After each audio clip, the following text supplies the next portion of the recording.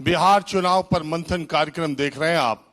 और आज दिन भर पटना से सीधे लाइव पटना और बिहार के चुनाव को प्रभावित करने वाले जितने भी चेहरे हैं वो सब न्यूज 24 के आज के इस मंथन कार्यक्रम में आएंगे।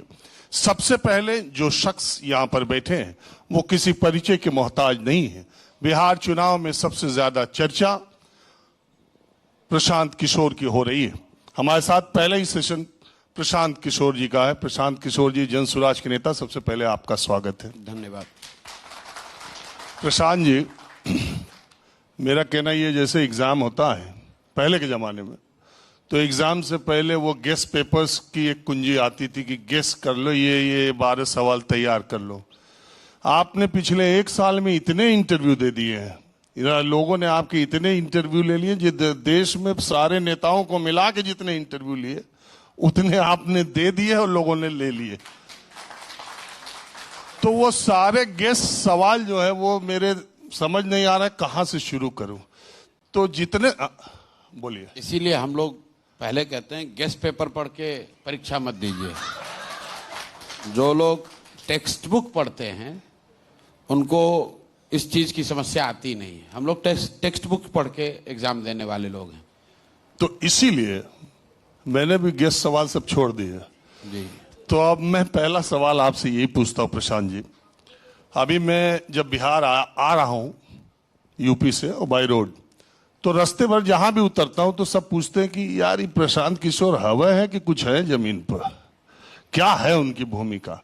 तो ये समझ में एक आपने तो पूरे देश में या तो सच में या भरम में फैला दिया है कि प्रशांत किशोर बिहार चुनाव का एक बहुत बड़ा फैक्टर है।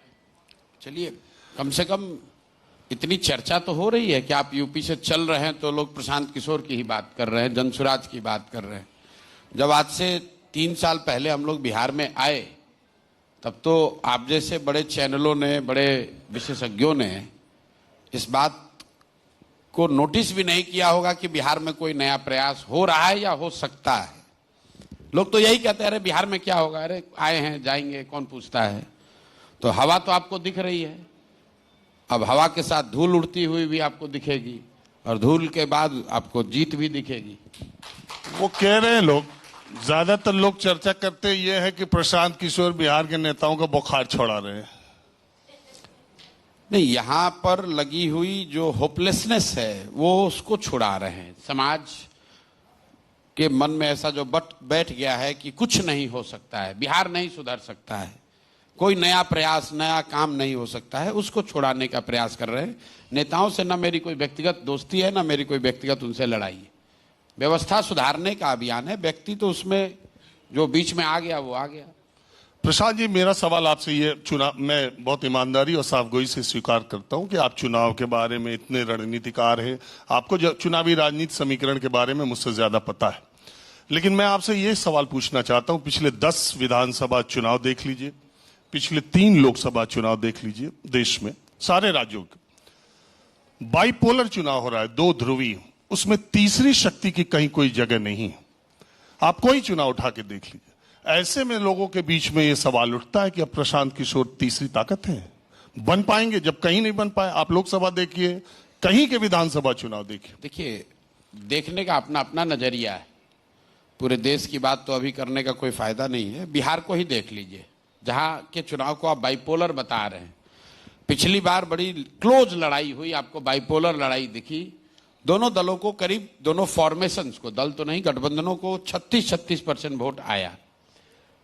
मतलब 28% लोगों ने तो दोनों में किसी को वोट नहीं दिया। तो जितनी आंकड़ों की बाजीगिरी या समझ आप लोगों को है, थोड़ा बहुत आंकड़ा हम लोग भी समझते हैं। 28% बिहार के लोग तो पिछले कई चुनावों से 30% लोग, 1/3 लोग कह रहे हैं कि ना हमको महागठबंधन चाहिए, ना हमको एनडीए चाहिए। अब उस 30, मान लीजिए एक बार को कि 1 वोट भी एनडीए का ना खिसके, ये मान लीजिए कि महागठबंधन का 1 वोट भी ना हटे, तो भी 30% लोग, 1/3 बिहार का वोटर तो दूसरा विकल्प चाह ही रहा है। आप उसको देखना नहीं चाह रहे हैं। नहीं, हम लोग उसको देखकर उसके हिसाब से, हम आप ही के आंकड़े के हिसाब, सबसे ज्यादा नोटा बिहार में पड़ा है। नोटा का मतलब शाब्दिक परिभाषा क्या है? None of the above. तो जनता तो इन दोनों को रिजेक्ट करती आई है, आप उसको देखना नहीं चाह रहे तो हम क्या करें उसके लिए? नहीं, आप ही के आंकड़े के हिसाब से 72% अगर एनडीए और इंडिया महागठबंधन को मिल तो गया, 28 से तो हम शुरू कर रहे हैं। ठीक, उस 28 का बिहार के 243 विधानसभा सीटों में रिप्रेजेंटेशन कितना था, कितने विधायक थे? बिल्कुल ठीक बात है, उससे उसका कोई फर्क नहीं है। चिराग पासवान को आप लोग बहुत बड़ा नेता यहां बताते हैं, उनका कितना विधायक है? आप भी एक मिनट रुकिए, नीतीश जी के कितने विधायक हैं? आपने कहा कि स्पेस कहां है, सवाल पर टिके रहिए। आपने कहा कि स्पेस कहां है? बाइपोलर इलेक्शन हो रहा है। बाइपोलर इलेक्शन इसलिए हो रहा है कि तीसरा फ्रंट, तीसरा विकल्प कोई उतना मजबूत लोगों के पास नहीं है। लोग तीसरा विकल्प नहीं चाहते, ये आंकड़े नहीं बता रहे हैं। आंकड़े तो ये बता रहे हैं कि आप तमिलनाडु देखिए, बिहार देखिए, बंगाल देखिए कि दोनों फॉर्मेशन के अलावा 1/3 वोट एक तरीके से बट रहा है, छिट रहा है, रास्ते में पड़ा हुआ है, जो दोनों मेजर फॉर्मेशन को नहीं देना चाहता है। अब जो लोग उस पर दावा करना चाहते हैं या उन लोगों का समर्थन चाहते हैं, ये उनकी जिम्मेवारी है, हमारे जैसे लोगों की जिम्मेवारी है, बिहार में जनसुराज की जिम्मेवारी है कि जिसको ये दोनों गठबंधन नहीं पसंद है उस फॉर्मेशन का मेजॉरिटी वोट लिया जाए। और जब आप वो करेंगे तो इन दोनों का जो वोट कट रहा है वो भी कटेगा और आप जीत सकते हैं। नहीं प्रशांत जी, आपकी बात से मैं सहमत हूं। मेरा तो सिर्फ देखने का नजरिया जो है, हम तो देखिए, हमको कई लोगों ने कहा जनसुराज तो वोट कटवा पार्टी है। हाँ कहते रहे। इसको लोग गलत तरीके से बताते हैं कि अरे ये तो वोट कटवा पार्टी। हम कहते भाई हम लोग वोट कटवा पार्टी हैं। अब जरा आप मैथमेटिकली देख लीजिए, 1/3 वोटर ना एनडीए को दिया ना महागठबंधन को दिया, नहीं दिया। आगे क्या होगा छोड़ दीजिए। अगर 1/3 का 2/3 वोट भी हमने ले लिया, क्योंकि हर आदमी जो नहीं दिया वो हम ही को देते जरूरी नहीं है, तो करीब करीब 20-21% वोट होता है।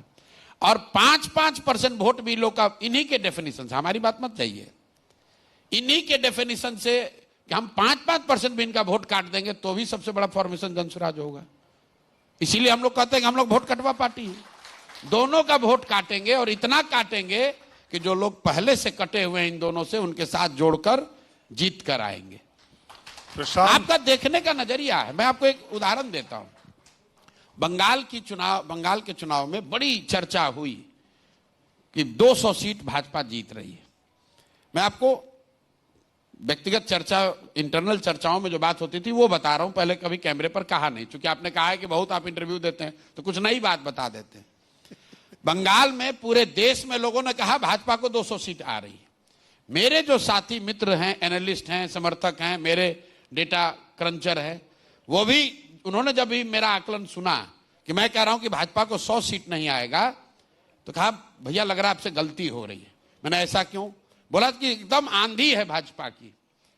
मैंने उनको, कई लोगों कहा अच्छा जाइए आप दिन भर घूम कर आइए और हमको बताइए क्या आप सुन रहे हैं बंगाल में। एक मेरे बहुत, जिसको मैं विश्वास करता हूं, उस साथी को मैंने, पत्रकार भी हैं, एनालिस्ट में, मैंने कहा अच्छा दिन भर घूम कर आइए। वो आए, मैंने बोला आप बताओ आकलन क्या है? बोला नहीं बिल्कुल कन्विंस है भाजपा का 200 सीट आएगा। मैंने पूछा क्या दिन भर आप पाए? बोला भैया हम, मुस्लिम आपको वोट दे रहा है, इसमें कोई शक नहीं है, इसलिए हम आज दिन भर हिंदुओं के बीच में घूमे हैं। तो हमने बोला आपने क्या पाया हिंदुओं के बीच में? कहा भाई 10 में 6-7 लोग भाजपा ही दे रहे हैं वोट, भाजपा को ही वोट देंगे, एकदम लहर है भाजपा का। तो मैंने कहा इस बात पर कायम रहो, 200 सीट टीएमसी को आ जाएगा। क्यों? अगर 10 में 7 हिंदू वोट दे रहा है भाजपा को बंगाल में, इसका मतलब कि 10 में 3 देगा टीएमसी को। 10 में 3 वोट अगर टीएमसी को मिला तो 21% वोट हुआ, 27% मुसलमान और 21% हिंदू, 48% वोट हुआ और इतना ही वोट टीएमसी को आया। देखने का नजरिया है, आप देख नहीं पा रहे हैं, आंकड़ा तो वही है। हम देखिए, हम आंकड़ों के असेसमेंट का कुछ इंटरप्रिटेशन का फर्क है। हम वही बात कर रहे हैं कि 10 में 7 हिंदू ने बंगाल में भाजपा को वोट दिया और जर्नलिस्ट और एनालिस्ट हमसे लड़े जा रहे हैं। कह रहे भाई आप कैसे कह रहे हैं 7 हिंदू भाजपा को वोट दे रहा है, सब हिंदू भाजपा को वोट दे रहा है। हम भी तो वही कह रहे, दे रहा है, लेकिन तृणमूल तब हारेगी जब 10 में 9 हिंदू वोट दे देगा। तो कह रहा ना 9 तो नहीं है, 2-3 तो आपको दे रहा है। मैं यहां लोग कहता भाई यादव तो कंप्लीट वोट दे रहा है राजद को, आप लोग भी कहिएगा। फिर हम पूछते अच्छा बताओ एक दो देगा कि नहीं देगा? कहता भैया नहीं, 10 में 2 3 को तो यादव आपको भी दे रहा है। अरे भाई, अगर 10 में 3 यादव जनसुराज को वोट दे रहा है तो 5% वोट हुआ, और आप उसका गिनती नहीं कर रहे। आप कह रहे हैं इनको सवर्ण वोट देगा, पंडित जी लोग वोट देगा। पंडित जी अगर 100% बिहार में वोट हमको कर दें, हम तो जात की राजनीति नहीं करते, लेकिन आप लोग यही भाषा समझते हैं। ब्राह्मण अगर, आप सुनिए मेरी बात, आप इलेक्शन एनालाइज करने बैठे हैं, तो ब्राह्मण अगर 100% हमको वोट दे देगा तो 3%, और 10 में अगर 2 या 3 यादव वोट देगा तो जनसुराज को 5% वोट हुआ। अब आप उसको कहते ना यादव तो इनको दे ही नहीं रहे, आप उसको जोड़ ही नहीं रहे, तो हम क्या करें? अपनी बात आप कह भी रहे हो और उसको जोड़ भी नहीं रहे हो। अरे जोड़ तो लो। अगर 10 में 3 यादव वोट हम ले रहे हैं तो तेजस्वी यादव या MY समीकरण का 30% वोट तो गया, 15% वोट तो उनका गया।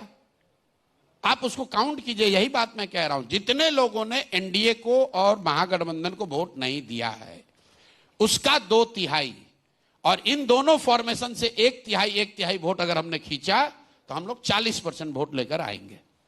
अब ये थियरी है, इसको करने के लिए खाली गणना नहीं कर रहे हैं, करने के लिए 3 बरस उस दिशा में खून पसीना बहा रहे हैं, हड्डी गला रहे हैं, हर वो काम कर रहे हैं जिससे कि इस 40% वोट को आप खाली समझना चाह रहे कि आपको वोट कौन देगा, यही बता रहे। अगर जाति के नजरिए से समझना चाह रहे तो यही बता रहे हैं आपको। प्रशांत जी, आंकड़ों में और समीकरण में मैंने आपसे सवाल पूछने से पहले ही कह दिया कि आप मुझसे कहीं ज्यादा जानते हैं। 36 बरस की उम्र में आपने प्रधानमंत्री को इसी तरह की आंकड़े की बाजीगरी दिखा के चुनाव रणनीतिकार आप बने। आप में ऐसा दम था जो आपने प्रधानमंत्री को राय दी।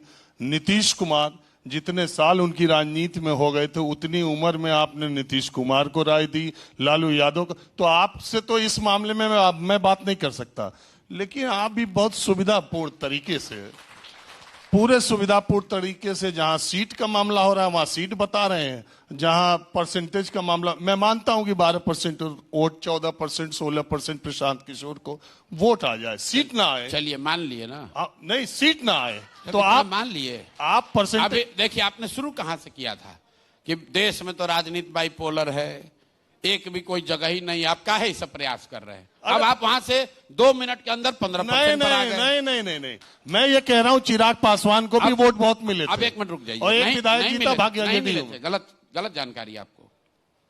अगर सुनिए, अगर आप परसेंटेज में देख लीजिए, आपने कहा आपको 12-15% वोट आ सकता है। नहीं, मैं कह रहा हूं अगर आ भी जाए, अगर आ भी जाए, चलिए मान लिया आप ही के बाद, अब सीट ना आए, 12-15% वोट। बिहार में सबसे ताकतवर दल आप लोग मानिएगा राजद और भाजपा को जी। भाजपा को पिछले चुनाव में 19.6% वोट आया है, करीब इतना ही। जेडीयू, सुन तो लीजिए ना, इतना नहीं आया जदयू को 16% वोट है। भाजपा को 19.6% वोट आया है, तो पूरे राजनीति में भाजपा ही की चलती है, वही जो कहेंगे वही होगा, उन्हीं की ताकत, उन्हीं का सरकार, उन्हीं का विपक्ष। और जनसुराज अभी 1 साल पहले बना है, और आप जैसा विशेषज्ञ कह रहा है कि 12-15% वोट आ सकता है, तो हम लोग की कोई ताकत नहीं। आ जाए तो भी, अरे आ जाए तो भी वही मैं हम कह रहे हैं सीट इंपॉर्टेंस है, या ये चुनाव आप वोट परसेंटेज के लिए बिहार बदलना इंपॉर्टेंट बात है, और इस 12% वोट की धमक आ सकता है, इसकी ताकत देखिए। हम लोग चुनाव लड़े नहीं है अभी, जीते हारना छोड़िए, आप बेकार उलझे हुए सीट का, हमारी ताकत देखिए। जनसुराज की ये 12% वोट आ सकने की ताकत देखिए, आया नहीं है, आ सकने की संभावना की ताकत यह है कि NDA के लोग थर थर कांप रहे हैं। जिस नीतीश कुमार ने 20 बरस वृद्ध लोगों का पेंशन नहीं बढ़ाया, वो जनसुराज का डर है, तिजोरी खोलकर बैठे हैं, 400 से पेंशन बढ़कर 1100 हो गया। जिस आंगनवाड़ी वर्कर को, आशा सेविकाओं को, रसोईया को डाक बंगला पर, हड़ताली चौक पर दौड़ा के नीतीश कुमार ने मारा, अभी बैठा के घर भेजकर उसका सैलरी डबल कर रहे हैं। जिन युवाओं को उन्होंने 2015 में 7 निश्चय के अंतर्गत 1000 रुपए देने का वादा किया था, अब कह रहे हैं भैया गलती हो गया, अब दे रहे। 3 साल पहले जिन लोगों को कहा 2 लाख रुपए देंगे, नहीं दिया, अब 75 लाख महिलाओं को प्रधानमंत्री और दोनों मिलकर 10,000 रुपया ट्रांसफर कर रहे हैं। बिजली मुफ्त कर दिया। क्या बिहार की राजनीति में आपने ये होते हुए देखा है पहले? बिहार की राजनीति में अभी तक आपने एक ही चीज सुना था। ये आपका प्रेशर है कि सुनिए ना, महागठबंधन का? हमारा नहीं है प्रेशर कि आप जो ये आकलन कर रहे हैं कि 12% वोट आ सकता है, ये उसका प्रेशर है। अब इस पर अगर हम लोग नहीं होते तो चर्चा क्या होती? नीतीश बाबू जंगल राज की बात कर रहे होते और राजद महागठबंधन वाले फिरका परस्त, कम्युनल, सांप्रदायिक शक्ति को रोकना है इसकी बात कर रहे होते। तीसरी कोई बात होती ही नहीं। आपने कहा महागठबंधन के डर से कर रहे हैं। महागठबंधन से कौन डरता है? महागठबंधन, आप चुनाव समझिए, एनडीए जब महागठबंधन चुनाव लड़ता है तो महागठबंधन से नहीं डरता है, वो महागठबंधन से लोगों को डराता है कि भैया हमको नहीं वोट दोगे लालू आ जाएगा, और कोई उसको काम करने की जरूरत नहीं है, लोग अपने आप डर के मारे वोट एनडीए को दे देते हैं। तो ये सारा जो एडमिनिस्ट्रेटिव हाथ पैर मारा जा रहा है, यही 10-12% वोट जो आपकी नजर में 10-12% वोट की जो गोलबंदी हो सकती है, तो इसी आकलन में लोग लगे हैं कि अरे भाई अगर हमारा 5% वोट भी गया तो हम तो गए। आप जो चुनाव लड़ रहा है बिहार में ना, आप लोग लड़ाने वाले या बड़े बड़े नेताओं की बात कर रहे हैं, जो एमएलए लड़ रहा है उससे जरा जाके आप लोग इंटरव्यू लीजिए, ऐसा कांप रहा है। हमारे जितने साथी हैं, हमसे तो संपर्क हो ना हो, सबको जिसको जो संपर्क कर सकता है वो यही चिंता, अपना चिंता छोड़ के लगा है भाई जनसुराज का कौन लड़ेगा, जरा बता देना यार, जरा देख लेना यार, ऐसा ना हो जाए कि हमारा उल्टा हो जाए। क्योंकि इतना तो सब मान रहे हैं कि जो मेरा सबसे धुर विरोधी है वो भी मान रहा है कि अगर जनसुराज कहीं उल्टा वाला दे दिया हम तो गए भैया। देखिए प्रशांत जी, तो ये जो डर है, मैं हमेशा कहता हूं ये डर अच्छा है, नेताओं में डर होना चाहिए। लोग पदयात्रा कर, राहुल गांधी जीवन में कभी 10 दिन बिहार में बिताए हैं? पहली बार बिता रहे। तेजस्वी यादव कभी यात्रा किए हैं चुनाव के बाहर? इस बार कर रहे हैं।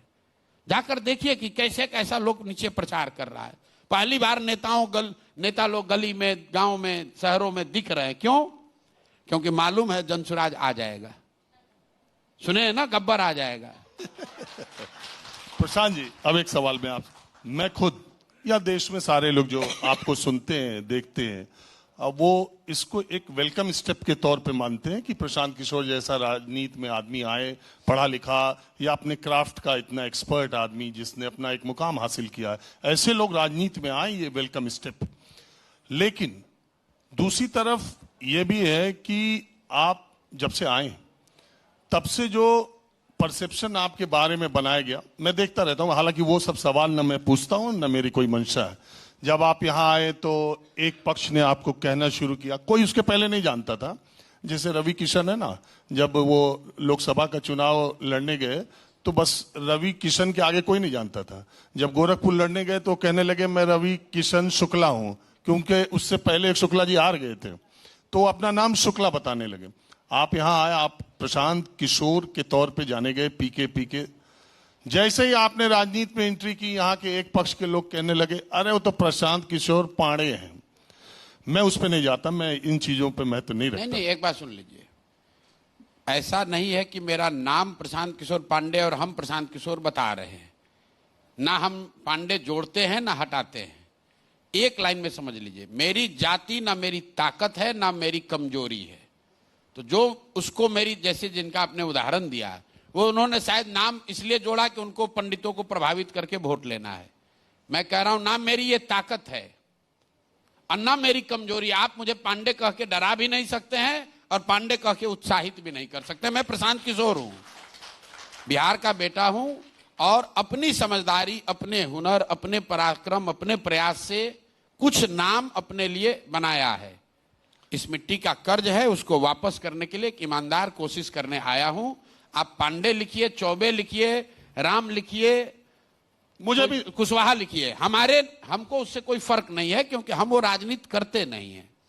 लेकिन इस तरह की जो राजनीति करते हैं उनसे हम डरते भी नहीं है, उनसे डरते भी नहीं है। तो ये बात कह के कि ये तो प्रशांत किशोर पांडे, फिर दूसरी बात ये कही गई ना, ये देखिए, और बिहार में इसकी कोई चर्चा नहीं हुई है। ये जो स्वयंभू पत्रकार दिल्ली में बैठे हुए हैं, किसी ने एक ट्वीट किया, क्या तेजस्वी यादव ने कहा कि वो प्रशांत किशोर पांडे हैं? आप बताइए, क्या लालू यादव ने कहा ये बात? क्या भाजपा के नेताओं ने ये कहा कि प्रशांत किशोर पांडे इसलिए वो राजनीति नहीं कर सकते हैं? ये पत्रकार और एनालिस्ट जो समझ रहे हैं, एनालिस्ट अपने को बताते हैं कि बिहार की राजनीति को तो हम जानते हैं, अरे ये तो पांडे हैं, क्या करेंगे राजनीति। आप क्यों राजनीतिक, कोई राजनीतिक नेता अगर दिया, अभी आएंगे तो आप जरा तेजस्वी यादव से इसी मंच पर ये पूछिए कि वो प्रशांत किशोर हैं, प्रशांत किशोर पांडे हैं, और पांडे हैं तो वो राजनीति कर सकते हैं कि नहीं कर सकते? मुझे जरा पूछ के दिखवाइए तो। अगर वो कह दें, कोई नेता बोलेगा ये कि पांडे नहीं कर सकते? यही बात तो मैं कह रहा हूं कि नेता ने, आप कह रहे हैं नेता बोल रहे हैं, अरे तो आप लोग बोल रहे हैं। नहीं, नेता नहीं बोल रहा है। नेता का हिम्मत है बोलने का, नेता का हिम्मत है ये बोलने का। हम नेता का नाम नहीं ले रहे, नेताओं ने बोला, नहीं बोला है। और सुनिए, नेताओं ने नहीं बोला, छुट भैये सोशल मीडिया वालों ने बोला, और एनालिस्ट और पत्रकारों ने बैठकर उसकी विवेचना की। कह रहे भाई क्या करेंगे, तो 30 वर्ष से बिहार में तो जाते पर राजनीति होता है। हाँ, वो यूपी के आप है ना? हाँ। यूपी में नहीं होता है, पूरे देश में होता ना। तो फिर काहे बिहार को आते? कभी आपने योगी जी को पूछा कि आप योगी अपने आप को क्यों कहते हैं? आप क्यों नहीं कहते हैं कि आप राजपूत हैं? नहीं, दूसरे पार्टी वाले उनको राजपूत, दूसरे पार्टी कोई राजपूत। मैं आगे उछलिए मत, इसे नहीं, सुन लीजिए। आप पत्रकार के तौर पर आदित्यनाथ सिंह कभी क्यों नहीं कहते कि सर आप तो आदित्यनाथ सिंह हैं, आप कैसे राजनीति कीजिएगा यूपी में? अगर प्रशांत किशोर पांडे या कोई अरविंद कुमार सिंह, अगर कोई राजीव कुमार यादव अगर बिहार में राजनीति कर रहे हैं, उनसे आप लोग ये सवाल करते हैं, तो यूपी के नेताओं से आपने ये सवाल क्यों नहीं किया? चंद्रबाबू नायडू से ये सवाल क्यों नहीं किया कि आप तो कम्मा हैं, आप क्यों कैसे राजनीति कर पाइएगा? कम्मा तो सिर्फ 8% है। अरे मैं दूसरी बात कर रहा था, आप पाड़े पटक गए। मैं ये कह रहा हूं कि पहले पाड़े कहा आप ऐसा है कि आप पेड़ पर लटकिएगा, पहले डेटा में फंस गए, नहीं, उसके बाद आप पांडे में फंस गए। नहीं, क्योंकि वो कुछ में नहीं फंसे। आप वहां से आप देखिए, वही गेस्ट पेपर पढ़ के आप आए हैं। गेस्ट पेपर पढ़कर आने वाले लोग कि भाई बिहार में तो पहले ही से कोई जगह नहीं है। गेस्ट पेपर वाला पर्ची लेके बैठता है, पर्ची ना। यही दोनों बात, ये दोनों सवाल आपने कहा कि मैं गेस्ट पेपर नहीं पढ़ के आया, लेकिन सवाल वही कर रहे हैं जो गेस्ट पेपर में है। नहीं, हम लोग बच्चा थे ना। नहीं, पढ़ने वाला जैसे ही आप सवाल आगे बढ़ने नहीं दे रहे। मैं कह रहा हूँ मेरा ये सवाल पहले मानिए, नहीं, पहले गोल्डन गेस्ट पेपर आता था, हम लोग पढ़ते थे मैट्रिक में। तो जैसे ही आप सवाल कीजिएगा तो हम लोग जानते थे कि गोल्डन गेस्ट पेपर से पूछ रहा है, एनसीईआरटी का नहीं है मामला। ये दोनों सवाल मतलब लोग यहाँ के यही पूछते हैं, बिहार में तो जगह नहीं, यहाँ पर तो एनडीए है, महागठबंधन है। और दूसरा कि आपकी जाति XYZ है, इसलिए आप बिहार में राजनीति कैसे कीजिएंगे? ये पिटाया दोनों सवाल है। नहीं, मेरा ये सवाल ही नहीं था। मैंने कहा कि मैं इसमें नहीं जाता कि आप पांडे और राजनीति और ये वो, मैं इसमें जाता हूँ। पहले आपको प्रशांत किशोर पांडे कहा गया, किसी ने नहीं कहा। नहीं दे रहे हैं आपके यही बात तो मैं काउंटर कर रहा हूं। चलो सार्वजनिक हुई जिसने कहा। इसके बाद कुछ दिन बाद लोग कहने लगे प्रशांत किशोर कुछ नहीं है, ये तो बीजेपी की बी टीम है, कहने लगे। आप एकदम वक्त का इंतजार कर रहे थे कि चुनाव जब नजदीक आए तो अपनी इस इमेज को तोड़ने के लिए सबसे ज्यादा एनडीए और बीजेपी के नेताओं पर ऐसे आरोप लगाऊंगा कि एक झटके में जो मेरे ऊपर बीजेपी की बी टीम का ठप्पा है वो खत्म हो जाएगा। ये आप लोग हर चीज जो है ना, हम यही बात, मैं पहले दिन जो मैं पदयात्रा शुरू किया उस दिन का वीडियो निकाल कर देखिए। पहला आदमी प्रशांत किशोर है जिसने कहा है कि बिहार की परेशानी की एक कारण यह है कि पूरे देश में मोतियाबिंद होता है, बिहार में लोगों को मोदियाबिंद हो गया है कि आपको चाइना, पाकिस्तान, गुजरात की तरक्की दिख रही है, अपने बच्चों की, अपने गांव की बर्बादी नहीं दिख रही है।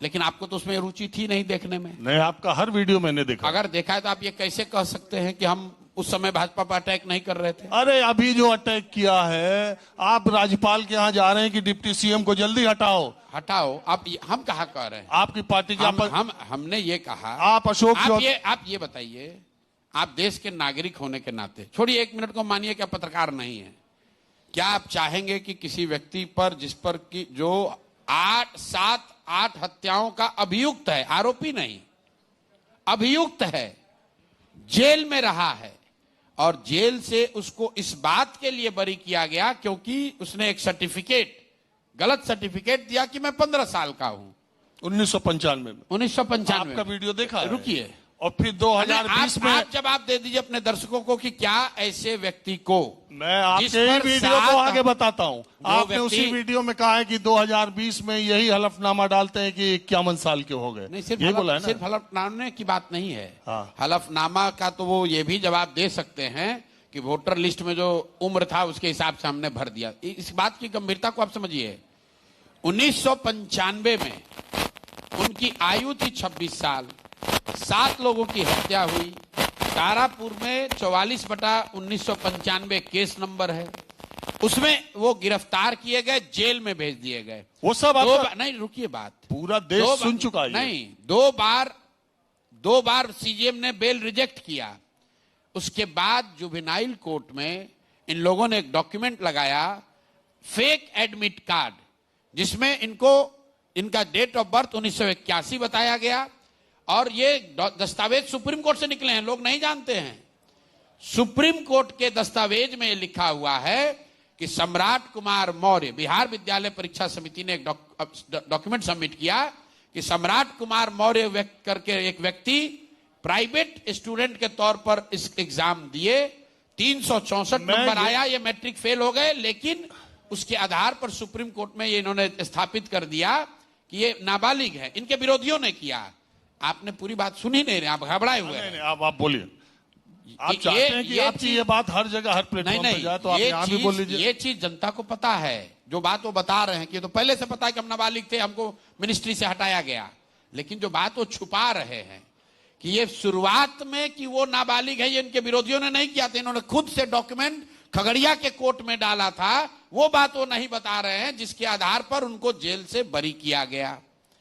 तो भाई, एक ही आदमी एक ही समय में इस सनातन के मानने वाले भाजपाई, मतलब एक आदमी का 10 सर हो सकता है, उसका नया अवतार हो सकता है, लेकिन एक ही समय 95 में एक व्यक्ति 15 साल का भी है और 26 साल का है। यह कैसे हो सकता है? बात तो एक ही हो सकती है, या तो भाई तुम 15 साल के थे उस समय, या 26 के हो। अगर 26 के हो तो जेल होना चाहिए कि नहीं होना चाहिए? और दूसरी बात, सही गलत छोड़ दीजिए, उसके बाद आप 3 बार चुनाव लड़े, आपने इस बात को क्यों नहीं बताया कि आप पर यह आरोप था, आप जेल में थे? अगर आपने छुपाया तो दूसरा ऑफेंस हो गया। एक बार में नहीं, 3 अपने इलेक्शन एफिडेविट में आप मंगा लीजिए, चर्चा देख लीजिए कि अगर उन्होंने घोषित किया है कि अगर प्रशांत जी, मैं आपसे ये कह रहा हूं कि मैंने पहले भी कहा कि मैंने आपके सारे वीडियोस देखे हैं, ये जो आप बोल रहे हैं कई बार सुन चुका हूं। लोग भी, चूंकि सोशल मीडिया खोलते कोई आए चाना आए, पी के आते ही रहते हैं। अब आप ट्विटर खोल दें, आप इंस्टाग्राम खोल दें, बाकी पूरे देश के नेता जितने आएंगे उससे ज्यादा आप ही आते हैं हमेशा। कहीं ना यहां से उठेंगे अभी दिन भर में तो कम से कम 20 जगह यूट्यूब से वहां भी आ जाता है। तो आपकी बात सब तक पहुंच रही। मैं दूसरे आगे पूछ रहा हूं, ये सब जानकारी आपको चुनाव के 3 महीने पहले मिली है? ये सब 25 साल 30 साल पुरानी जानकारियां थी, आप पहले नहीं ले आए। जब बीजेपी की बीटिंग कहने लगे तो आप बीजेपी पे हमलावर हो गए। ये सवाल ठीक है, अभी क्यों? भाई ये बताइए, आप कह रहे हैं जब सब जानकारी पता है, क्या न्यूज 24 ने इस पर कोई डॉक्यूमेंट्री चलाई है, कोई न्यूज चलाया है कि बिहार में एक ऐसा व्यक्ति उप मुख्यमंत्री है जिस पर 7 लोगों की हत्या का आरोप है?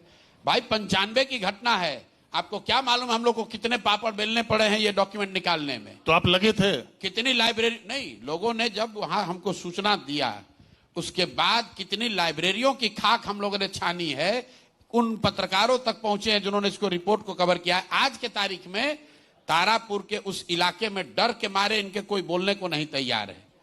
आपको एक और बता देते हैं नई बात, आपको अरे सब पता ही है, आपको ये नहीं मालूम है कि 95 में ये अरेस्ट हुए, उसके बाद 96 में उस केस के 2 जो मेन गवाह थे, विटनेस, उसकी भी हत्या कर दी गई। और हत्या करने ये लोग जो गए थे, इनको फिर हत्या जब इन लोगों ने 2 लोगों की कर दी तो वहां से जब ये लोग भागने लगे तो गांव वालों ने घेर के इनके 6 लोगों को मार दिया। ये भी ऑन रिकॉर्ड है और इनके पिताजी शकुनी चौधरी उसमें नामजद अभियुक्त हैं। विटनेस को भी मार दिया गया। कहां किसी न्यूज चैनल ने दिखाया है? हमें भी नहीं मालूम था। जब उसको देखे, उस 95 की बात है, 30 वर्ष पहले की घटना, आपको याद थोड़ी ना है। तो उस चीज को जब हम लोग के प्रकाश में आया है तो हम लोग बता रहे हैं लोगों को।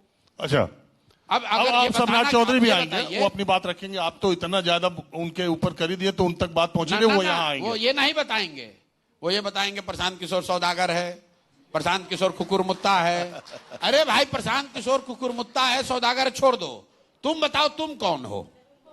तुम सम्राट कुमार मौर्य हो जो 15 साल का था, जिस पर 8 लोगों के हत्या के आरोप में तुम जेल गए। तुम राकेश कुमार हो, तुम सम्राट कुमार चौधरी हो, क्या हो ये बता दो। 10वीं क्लास, आप एक सवाल खाली हमारे ओर से पूछिएगा सारे लोग। हाँ बोलिए। कि 10वीं क्लास सर किस साल में पास किए हैं ये बता दीजिए। ये तो आप पूछ ही रहे हैं। नहीं पूछ रहे हैं। अरे आप वो कितना आपको बताएगा हमको मानद डिग्री मिल गई, हमको टेम्पररी मिल गया, हमको परमानेंट मिल गया। अरे भाई एक लाइन में बताओ। हमसे आप पूछेगा 10वीं कब पास किए प्रशांत किशोर, हम बोलेंगे 1991 में किए। बिहार विद्यालय परीक्षा समिति से पास किए। 12वीं कहां से किए भैया, साइंस कॉलेज से किए, 1993 में किए। एक लाइन लगता है। अब आप ये सवाल खाली पूछ लीजिएगा रैपिड फायर में। चलिए वो कि भाई ये हमसे वादा कर लीजिए दर्शकों हाँ के लिए। बिल्कुल पूछ लेंगे। ये मानद डिग्री मत पूछिएगा, फिर आपको उलझा देगा। आप देख लीजिए। सुनिए, आप सीधा पूछिए सर आपको डिलीट मिल गया, मानद मिला कि आप पढ़ के लिए छोड़ दीजिए। अरे वो खुद ही कार्यक्रम देख रहे होंगे न्यूज 24। ये आएगा नहीं डर के मारे आदमी। आपका एगो न्यूज कम हो जाएगा। बहुत देखते सुन हैं। लीजिए, अरे आप मेरी ओर से आप पहले से सम्राट चौधरी को एक सवाल पूछ लीजिएगा कि जहां सर आप जेल में 3 वो कह रहे लालू जी ने हमको बंद कर दिया। लालू जी का कोई लेना देना नहीं इस चीज से। लालू जी ने तो इनको बचाया। प्रशांत जी सुनिए, आप ये बात आपकी मैं जल्दी 10वां वाला पूछिएगा कि नहीं। हाँ बिल्कुल 100%। 10वां आज शाम में हमको जानकारी हो जाएगी सम्राट चौधरी 10वां कब पास किया, वो बता दो भाई। तो लगातार ये सवाल कई बार पूछ चुके ना, वो बता ही नहीं रहे हैं। हम पूछेंगे और हम आपसे ये पूछ रहे, हम बहुत पिछले 1-1.5 सालों से। साल बता दीजिए, डॉक्यूमेंट हम लोग निकाल लेंगे अगर पास किए हैं तो। अभी आपने बताया 95 में घटना हुई थी, डॉक्यूमेंट हमने निकाल दिया। बिहार में मैं पिछले 1-1.5 सालों से लगातार आते जाते रहता हूँ कुछ महीने पे, और मैं जब भी एक अंतिम बात, जितने नेताओं पे आरोप लग रहा है ना, हम लोग पूछते हैं पत्रकारों से भाई लोग क्या सोच रहा है, तो काहे नहीं लोग जवाब दे रहा है। तो पत्रकारों को बोलता है कि 2-3 दिन का हवा है, धीरे धीरे निकल जाएगा, चुपचाप अभी रहने दो।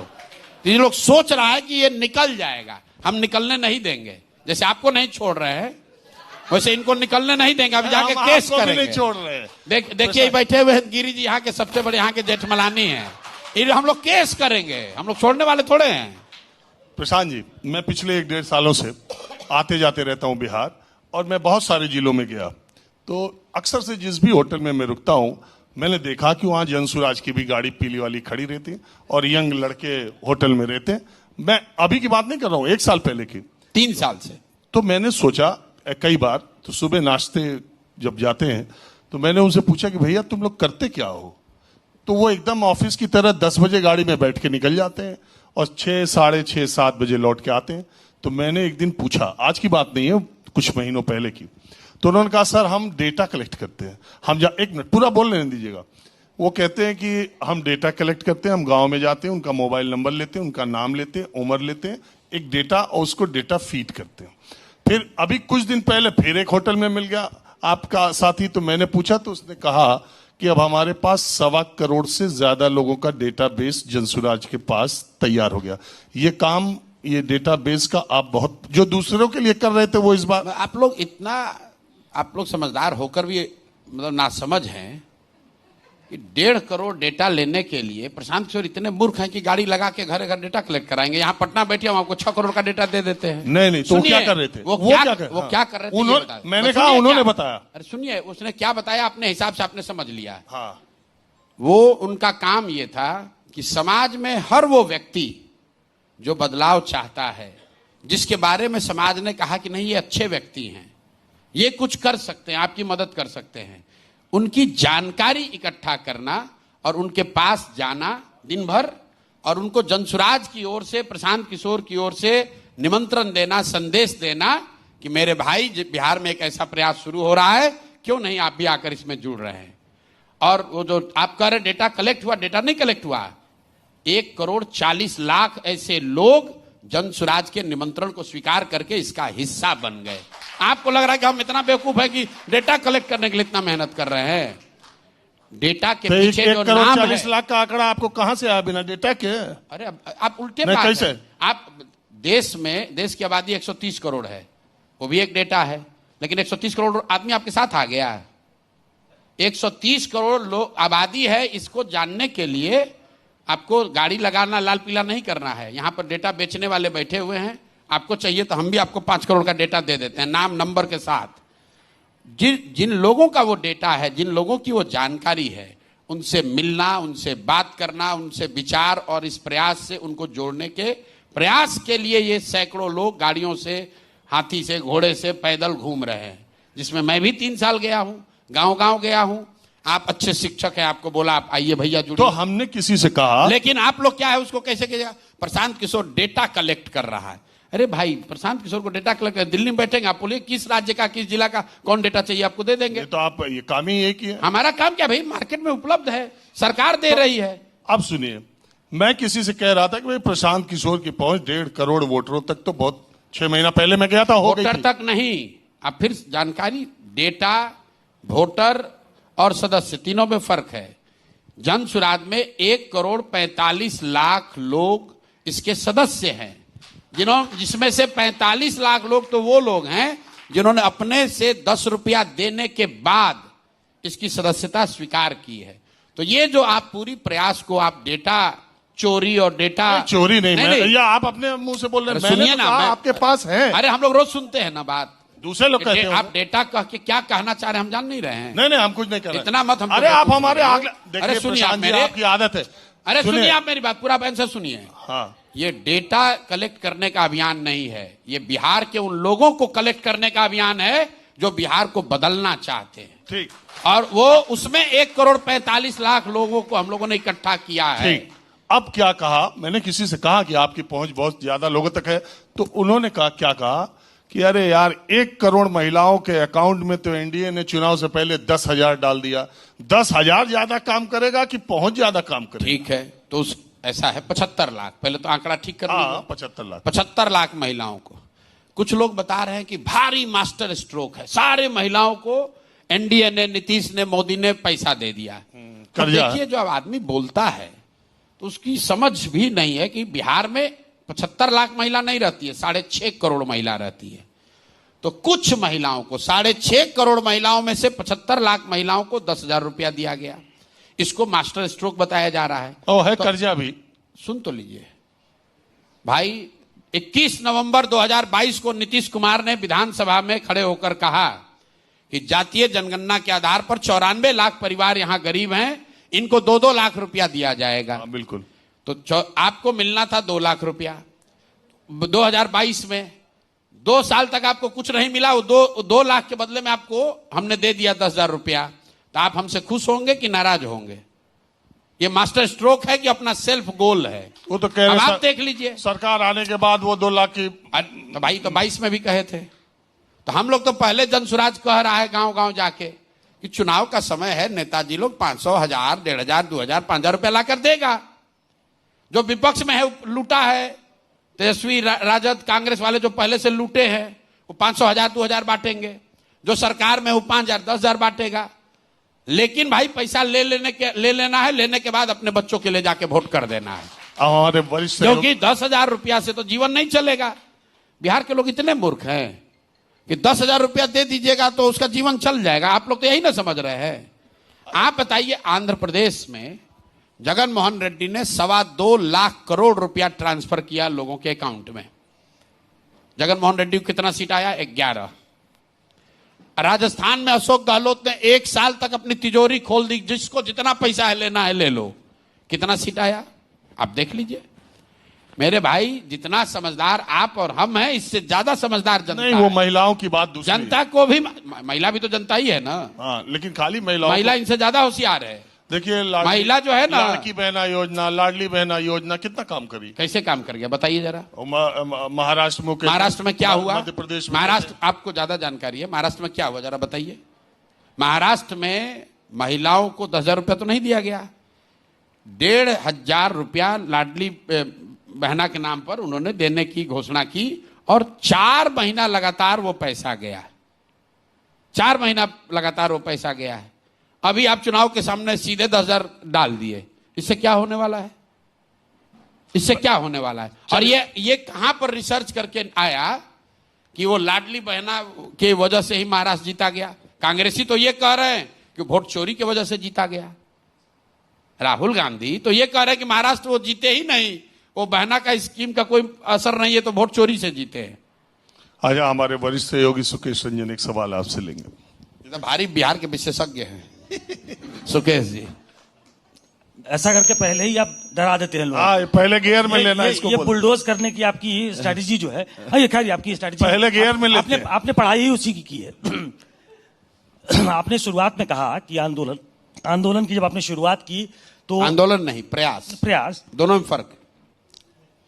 उसमें दोनों में उसमें फर्क आपने- है। हम उसमें- आंदोलनों के विरोध में हैं, हम आपको बुलडोज नहीं कर रहे, हम सिर्फ बता रहे हैं कि आंदोलन और प्रयास एक चीज नहीं है। स्वराज का जब प्रयास शुरू हुआ जी। तो आपने कहा कि लोगों को मोदियाबिंद हो गया है, हम लोगों ने ध्यान नहीं दिया। जी। तो लोगों को मोदियाबिंद हुआ, उस मोदी को मोदी बनाने में असिस्टेंस में पॉलिटिकली असिस्ट आपने किया था उनको। 15 में आप उनके धुर विरोधी नीतीश कुमार के पास आ गए। बिहार में बाहर है नीतीश कुमार है, उनको भी असिस्ट किया आपने। ये दोनों एक तो लोग मोदियाबिंद के शिकार हो गए और नीतीश कुमार तो आज की तारीख में आप कह रहे हैं डिजास्टर हैं। तो आज इस मंच से क्या आप ये मानने को तैयार हैं कि इस असेसमेंट में आपसे गलती हो गई जिनको आपने पॉलिटिकली असेस किया था? बिल्कुल असेस नहीं, किया था। बिल्कुल नहीं। शाहरुख खान का नाम सुने हैं? शाहरुख खान इस देश के बहुत बड़े कलाकार हैं। जब उन्होंने अपनी एक्टिंग की करियर शुरू किया तो एक फौजी सीरियल आता था, सर्कस या फौजी सीरियल आता था, उसमें काम करते थे। उसमें थोड़ी पहचान उससे बन गई तो बॉम्बे गए, तो जो पिक्चर मिला उस पिक्चर में काम किया। थोड़ी पहचान और बन गई तो बड़े डायरेक्टर एक्टर्स ने उनको साइन किया। डर पिक्चर आया, बाजीगर पिक्चर आया, पिक्चर हिट हो गई। तो एक दौर आया जब शाहरुख खान ने यह कहा कि ना, अब हम खाली यश चोपड़ा का और करण जौहर का ही पिक्चर करेंगे, क्योंकि वो उनकी वो स्थिति हो गई। फिर उसमें भी सफलता मिल गई, उससे भी बड़े स्टार हो गए, तो कहते नहीं अब हम खाली अपने होम प्रोडक्शन का काम करेंगे, उस थीम पर उस तरह की पिक्चर बनाएंगे जो मुझे पसंद है। इसके मुकाबले आपने अभिषेक बच्चन का भी नाम सुना होगा। अभिषेक बच्चन ने कहा कि ना, हम शुरुआत तब करेंगे जब जेपी दत्ता बॉर्डर बनाएंगे, क्योंकि वो अमिताभ बच्चन के लड़के थे। तो मेरे भाई, हमारे पिताजी मुख्यमंत्री प्रधानमंत्री तो थे नहीं, हमें जो जीवन ने अवसर दिया उस अवसर पर हमने ईमानदारी से काम किया। जैसे जैसे हमारी स्थिति बेहतर होती गई, एक समय आया जब मैं अब अपना प्रोडक्शन काम कर सकता हूं, तो कर रहा हूं, कोई गलती नहीं की है। तो अब आप देख लीजिए कि आपको शाहरुख खान बड़े स्टार लग रहे हैं कि अभिषेक बच्चन दिख रहे हैं। तेजस्वी यादव, राहुल गांधी या उस तरह के जितने लोग हैं, इनकी यात्रा आपको सीधी लाइन दिख सकती है, क्योंकि उनकी यात्रा पहले से लोगों ने बनाई हुई है। हम लोग वो लोग हैं जिन्होंने अपनी यात्रा खुद बनाई है, तो वो आपको टेढ़ा मेढ़ा दिख सकता है। लेकिन जब जिनकी मदद की, वो गलत लोगों को मदद की, ऐसा आप नहीं कह सकते। 14 में मैं हमेशा कहता हूं कि मैं मदद किसकी करता था। एक मैंने सिद्धांत रखा था कि उस चुनाव में अगर वोट देना पड़े तो किसको वोट देते। तो 14 के चुनाव में हमारे वोट देने के साथ पूरा देश, 20 करोड़ लोगों ने मोदी को वोट दिया। तो अगर मैं गलत था तो 20 करोड़ लोग भी इस देश के गलत थे। 2015 में नीतीश कुमार को इसलिए मदद किया कि अगर 2015 में वोट देना होता बिहार में तो नीतीश कुमार को ही देता। आज आपका जो रेलेवेंट सवाल बिहार के ऑडियंस के लिए है कि 15 में नीतीश कुमार की मदद की तो आज इनका विरोध क्यों कर रहे हैं, ये सही सवाल है। इसलिए कर रहे हैं कि आप भी नीतीश कुमार के जर्नी को देखे हैं। 2014-15 के नीतीश कुमार और 24-25 के नीतीश कुमार में जमीन आसमान का फर्क है, प्रशासक के तौर पर, नेता के तौर पर और व्यक्ति के तौर पर। प्रशासक के तौर पर 14-15 में उस नीतीश कुमार की मैंने मदद की थी जिसके कालखंड में बिहार सुधरता हुआ दिखा था। सुधर कर सबसे बढ़िया राज्य नहीं हुआ था, लेकिन सुधार की शुरुआत हुई थी। नेता के तौर पर उस नेता नीतीश कुमार की मदद की थी जो चुनाव नहीं हारे थे, उनका दल हारा था और राजनीतिक मर्यादा सुचिता का यह तकाजा था, नीतीश कुमार ने पद छोड़ दिया था। उस नीतीश कुमार की मदद की थी। आज जिस नीतीश कुमार का मैं विरोध कर रहा हूं वो नेता है जो हम लोग के लिविंग मेमोरी में भ्रष्टतम सरकार का मुखिया है। सुशासन की बात तो छोड़ दीजिए। आज उस नेता का विरोध कर रहा हूं जो चुनाव हार गया है, लेकिन कभी पिछले 4 साल में कभी लालटेन पकड़कर, कभी कमल के फूल पर बैठकर कुर्सी पर चिपका हुआ है। और सबसे बढ़कर जिस नीतीश कुमार की मैंने मदद की थी व्यक्ति के तौर पर, उसकी मानवीय संवेदनाएं मरी नहीं थी। आपको याद होगा, आप तो नीतीश कुमार का करियर फॉलो किए हैं। नीतीश कुमार रेल मंत्री थे वाजपेयी जी के सरकार में। गैसल पश्चिम बंगाल में एक रेल दुर्घटना हुई थी, 200 लोग मरे थे। नीतीश कुमार ने इस्तीफा दे दिया।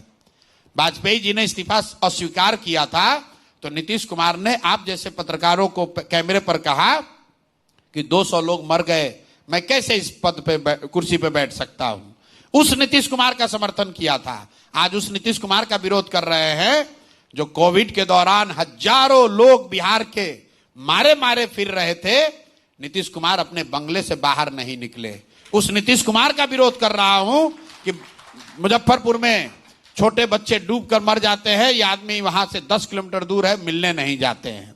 छपरा में 60 लोग जहरीली शराब पीकर मर गए, नीतीश कुमार पॉकेट में हाथ डालकर हंस रहे थे, कह रहे थे जो पिएगा वो मरेगा। तो मेरे भाई, नेता के तौर पर, प्रशासक के तौर पर और व्यक्ति के तौर पर नीतीश कुमार 14-15 में जो थे और आज जो है उसमें फर्क है, इसलिए विरोध हो रहा है। एक अंतिम बात सुन लीजिए, आप लोग जो ये कहते हैं कि आपने उस समय मदद किया तो आज क्यों विरोध कर रहे हैं, तो भाई हर साल, हर इस देश में हर 5 साल पर चुनाव क्यों होता है? अगर आपके हिसाब की बात मान ली जाए तब तो एक बार आप वोट दे दिए, उसी को जीवन भर रहने दीजिए। लोकतंत्र ये आपको बताता है, संविधान देश का ये कहता है कि जिस नेता, जिस दल, जिस विचारधारा पर भी आपका भरोसा है उसके साथ खड़ा होइए, उसको वोट दीजिए, उसको मदद कीजिए। लेकिन वो वोट, वो भरोसा 5 साल के लिए है, जीवन भर की बंधुआ मजदूरी नहीं है। नहीं, वो ये एक राजीव, एक मिनट, ये तो हम कह नहीं रहे कि आप अब विरोध क्यों कर रहे हैं, आपका हक है, विरोध करिए, उनकी नाकामियों की लंबी फहरिस्त हो सकती है। लेकिन एक सवाल और पूछना जरूरी है। आपको कई इंटरव्यू में सुना, आप कहते पाए गए कि या तो अर्श पे या फर्श पे। जी, ये पॉलिटिकल स्ट्रैटेजी है या आगे एक मिनट, ये आगे की प्लानिंग है? और उसी में दूसरा सवाल जोड़ देता हूं, आप 1/3 वोटर की बात कर रहे हैं कि जिस पे आपकी निगाहें हैं, जो आपकी तरफ आ सकता है, क्योंकि शुरू से वो विरोध में रहा है, चाहे एनडीए हो चाहे महागठबंधन हो। अगर इसमें सफलता नहीं मिली तो क्या ये कह के आप रास्ता बनाना चाहते हैं कि अर्श पे या फर्श पे, कि ये प्रयास जो है जनसुराज का, ये 25 के लिए है, यही खत्म हो जाएगा, या इसको आगे ले जाएंगे इस बार सफलता नहीं मिली तो? अर्श पर और फर्श पे जो बात है, मैं झूठ नहीं बोलना चाहता हूं। ऐसा नहीं कि मैं झूठ बोलता नहीं हूं, लेकिन इस पूरे अभियान में शुरू करते समय मैंने अपने आप को एक वादा किया है कि जहां तक हो सके जो सही दिखेगा वही बोलेंगे। मेरे पास अगर फर्श की गारंटी होती या अर्श की गारंटी होती तो वही बोलता कि हम एकदम जीत कर आ रहे हैं, 200 सीट आ रहे हैं। हमारे पास उसकी गारंटी नहीं है। मैं ये जानता हूं कि लोग जनसुराज के बारे में चर्चा कर रहे हैं, लोग ये जानते हैं कि जनसुराज अच्छा है, ये बिहार में होना चाहिए। लेकिन जिस होपलेसनेस में वो जी रहे हैं, people have to take a quantum leap of faith to vote for Jan Suraaj. तो अगर लोगों ने वो लीप ऑफ फेथ लिया तो जनसुराज को अर्श पर आप देखेंगे। लेकिन मैं ये भी जानता हूं कि ये संभव है कि सब कुछ सुनने समझने के बाद भी लोग वो लीप ऑफ फेथ न ले पाए और वोट उतना न दें, जो ये जिस दूसरे शब्द में कह रहे थे कि 16% 18% वोट आए, जो राजनीतिक तौर पर बहुत बड़ी घटना होगी, लेकिन सीट नहीं आएगा। लेकिन हम लोगों के लिए ना अर्श पे रहने से कोई फर्क है ना फर्श पे जाने से। हमने ये कहा है कि 10 साल अपने जीवन का मैंने इस प्रयास के लिए रिजर्व किया है। 3-3.5 साल बीत गया और आने वाले समय में चाहे अर्श पर रहें या फर्श पर, बिहार को सुधारने का, बदलने का जो ये संकल्प है, प्रयास है, वो जारी रहेगा। उससे कोई फर्क उसमें नहीं पड़ने वाला है। ओके, मानक समय खत्म हो रहा है। बिल्कुल, ये आप भी 30-40 मिनट पे 3-4% बढ़ा दिए, 12-14% मिल सकता है। 18%। अरे यही तो कला है। चुनाव आते आते आपको 40 दिखेगा। ओके, प्रशांत जी, ये जो मेरा सवाल है, इसके बिना शायद ये इंटरव्यू अधूरा होगा, क्योंकि आपने सम्राट, आप तो इंटरव्यू कितना देर ले चुके हैं, हमसे 1 घंटा बैठाकर। जी हाँ, लेकिन तब की स्थिति अलग थी, मैंने जब पिछली बार आपका इंटरव्यू किया था। अब आपने उसके बाद सम्राट चौधरी और अशोक चौधरी पर तमाम तरह के आरोप लगा दिए। पलटवार में आपके ऊपर भी उन्होंने ये आरोप लगाए कि आपका ये पैसा कहां से आ रहा है। जवाब दे दिया आपने, जवाब दिया, बिल्कुल ठीक। आपने कहा कि 2 घंटे के आप 11 करोड़। ना, आपने पूरा जवाब नहीं सुना। 241 करोड़ कमाया। 3 साल के टोटल हमने कहा कि पैसा सरस्वती से आता है, यही बात मैं कहता रहा हूं। दूसरी बात मैंने ये कहा, इसको ध्यान सुन लीजिए, कि जिन लोगों की हमने मदद की थी पहले या अब कर रहे हैं, वो उनसे पैसा आता है। तो मैंने बताया पैसे के दो स्रोत हैं, या तो कंसल्टिंग जिसको मैं सलाह दूंगा वो पैसा देगा, या दूसरा जो पैसा हमारे पास है उसका इन्वेस्टमेंट गेन, कुछ इंटरेस्ट इनकम वगैरह कुछ होगा वो आएगा। तो मैंने अपना बाजाप्ता कोई डॉज नहीं किया, अपना इनकम स्टेटमेंट जारी किया कि पिछले 3 साल में 241 करोड़ रुपया प्रशांत किशोर को कंसल्टिंग का या इंटरेस्ट या कैपिटल गेन का होगा। उस पर जो जीएसटी दिया 30 करोड़ से ज्यादा, वो बता दिया। आप कुछ बोलेंगे 1-2% ऊपर नीचे हो जाएगा, तुरंत गणना में लग जाएगा। जो जीएसटी दिया वो बता दिया, खर्च के बाद जो इनकम टैक्स था वो दिया, और सब के बाद जो 98 करोड़ 75 लाख बच गया, उस पैसे को भी अपने व्यक्तिगत अकाउंट से जनसुराज को डोनेट कर दिया। इसलिए किया है कि कोई ये ना कहे जो आप बात करें कि आपका पैसा कहां से आता है। आप देश में इतने बड़े पत्रकार हैं, कोई नेता, इवन नरेंद्र मोदी जी को कह रहा हूं, जरा बताएं तो कि कोई ने अपना इनकम स्टेटमेंट जारी किया हो। मैं पूरा इनकम स्टेटमेंट, इनकम जो कि कंपल्सन नहीं है, उसमें भी सवाल है प्रशांत जी, उसमें भी सवाल है। वो कह रहे हैं ऐसी कंपनी जिसकी हैसियत 1 लाख की है वो आपको 10 करोड़ दे रही है, 2 करोड़। अब इसका जवाब सुन लीजिए। शेल कंपनियां हैं वो। अरे सुन तो लो भाई, दे चुके। ऐसा है, हमने ये भी बताया। अब आप चूंकि समझना चाहते हैं, नवयुगा से 11 करोड़ रुपया लिया गया। किसी ने कहा 2 घंटे के लिए 11 करोड़ रुपया ले रहे, नहीं, ऐसा नहीं है। वो कंस्ट्रक्शन की कंपनी है और उन्होंने एक बहुत बड़ा रिसर्च किया है। मशरूम के फंगिसाइड से एक एंटी एजिंग चीज बना रहे हैं, खाने का प्रोडक्ट बना रहे हैं। 10 साल से उन्होंने उस पर सैकड़ों करोड़ रुपए खर्च किए। उनको किसी ने कहा कि अगर इसको दुनिया भर में बेचना है तो प्रशांत किशोर भी आपकी इसमें मदद कर सकते हैं। वो हमारे पास आए। हम भैया construction, Navayuga construction sale company नहीं है, देश के 5 बड़े कंस्ट्रक्शन कंपनी में है। उनका एक ऑफशूट जो ये फंगिसाइड पर काम कर रहा है, उन्होंने ये प्रोडक्ट बनाया है जिसको ग्लोबली लॉन्च करना चाहते हैं। वो आंध्र में मैं काम करता हूं। उनको हमारी विधा का या हमारी ताकत का या हमारी समझ का थोड़ी उनको उसके लिए रिस्पेक्ट होगा। वो मेरे से मिलने आए कि प्रशांत जी, हम ये काम आपसे चाहते हैं कि हम देश, रुकिए प्रशांत जी, ना रुकिए, कि ये तुरंत चला देगा 2 घंटा में 11 करोड़ कौन देता है? यहाँ के सम्राट चौधरी यही बोलेगा। सम्राट चौधरी को तो 200 घंटे का भी कोई 11 करोड़ नहीं देगा। वो आदमी मतलब एक शब्द नहीं बोल पा रहा है कि पेनल्टी को क्या कहता है, समझ में नहीं आता है। पेनल्टी कह रहा है, पेनल्टी को पेनल्टी कह रहा है। तो उनको तो 200 घंटा का 11 करोड़ नहीं देगा। बात समझ लीजिए। उस प्रोडक्ट को लॉन्च करने के लिए उन्होंने मुझे अपने कंपनी में कहा कि अगर आप इसमें पार्टनर बन जाइए तो आपको हम इसको लॉन्च किया जाएगा। हमने कहा भाई हमको पार्टनर नहीं बनना, हमको बिजनेस नहीं करना है, हम आपको एडवाइस करेंगे, इसकी लॉन्च में मदद करेंगे। आप जो पैसा हमको देना चाहते हैं वो जनसुराज को दे दीजिए। तो 11 करोड़ रुपया उन्होंने दिया है और मैंने उनको कहा है कि जब आपका प्रोडक्ट रेडी हो जाएगा तो हम आपको इसमें सलाह देंगे कि कैसे बेचा जा सकता है। यही सरस्वती का खाते हैं।